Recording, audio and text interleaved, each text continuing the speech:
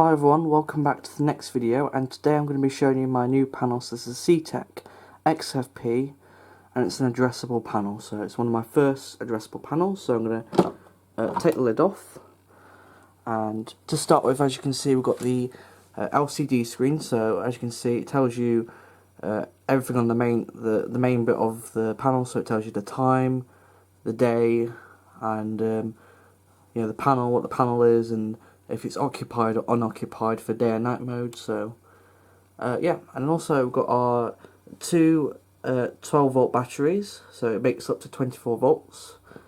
I'm not entirely sure what this is, but it does blink with a green LED. I don't know what D45 is, but if anyone knows what D45 is, let me know. And yeah, so as you can see, the panel itself looks similar to the C-Tec CFP, so it's similar size. So as you can see, I've got the CFP next to the XFP. As you can see, the CFP is kind of the same size and it's kind of the same layout, but they've changed it to the XFP, so it's just using an XFP board thing here. So it's the same type of layout, but a bit different. And as you can see, we've got our sounder circuits. These are conventional sounder circuits, so you just if you're not using any sounder circuits, just put resistors.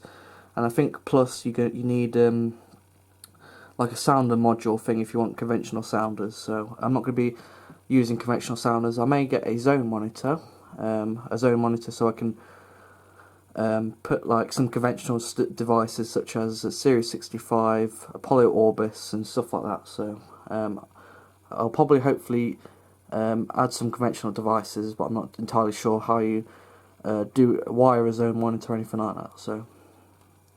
And as you can see, we've got our auxiliary ports, relay ports, fault ports, and obviously sounder circuits.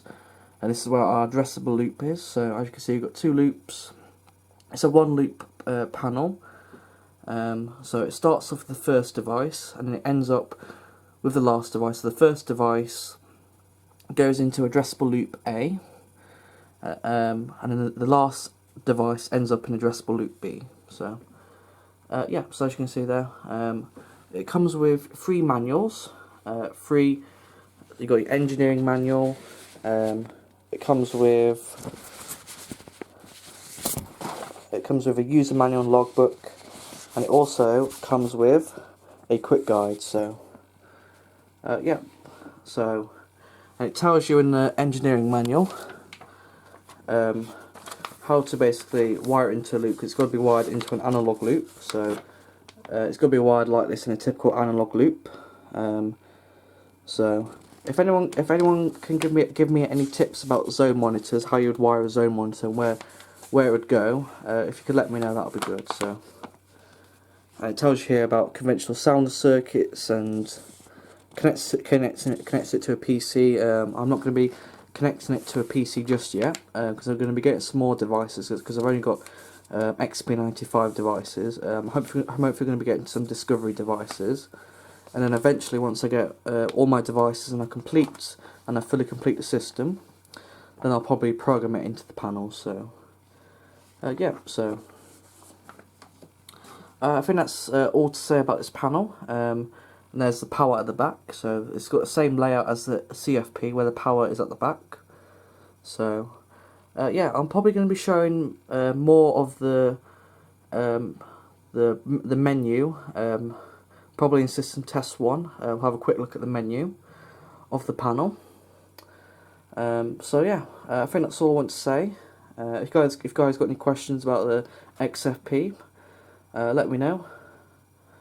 And yeah, I could quickly show you guys the devices, show you inside of the detectors and stuff, and show you about the addresses and stuff like that. So yeah, I'll open all the devices up and I'll show you guys in a second.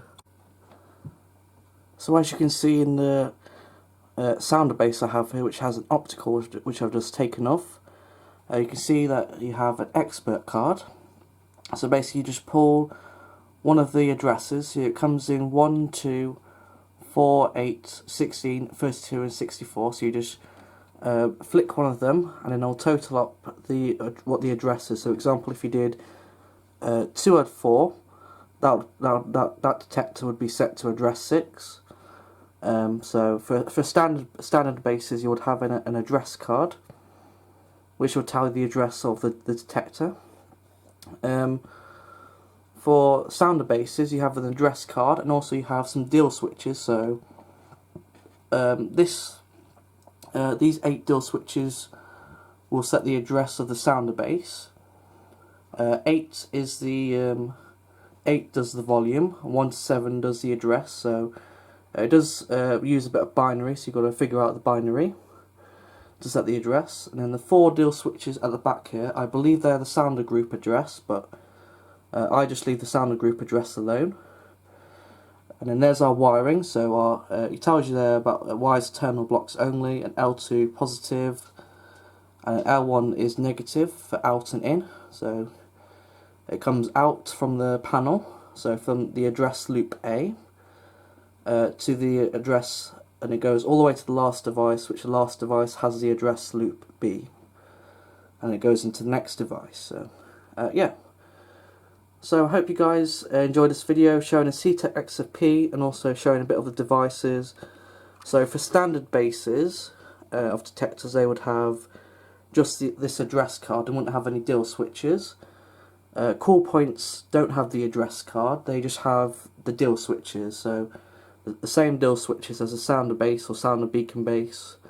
So they would all have the same type of deal switches, but standard detector bases would have these expert cards. So to be honest, they're much simpler to understand and simpler to wire and use up. So I hope you guys enjoyed this video.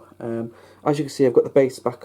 As you can see, I've got the lid for the C-Tec XFP panel back up, and it is coming up with a general fault because I've just removed the detector head. So it does monitor for the detectors. So hope you guys enjoyed, and see you next time. And hopefully we're going to be start testing this system. So hope you guys are looking forward to system test 1, and see you next time. Bye bye.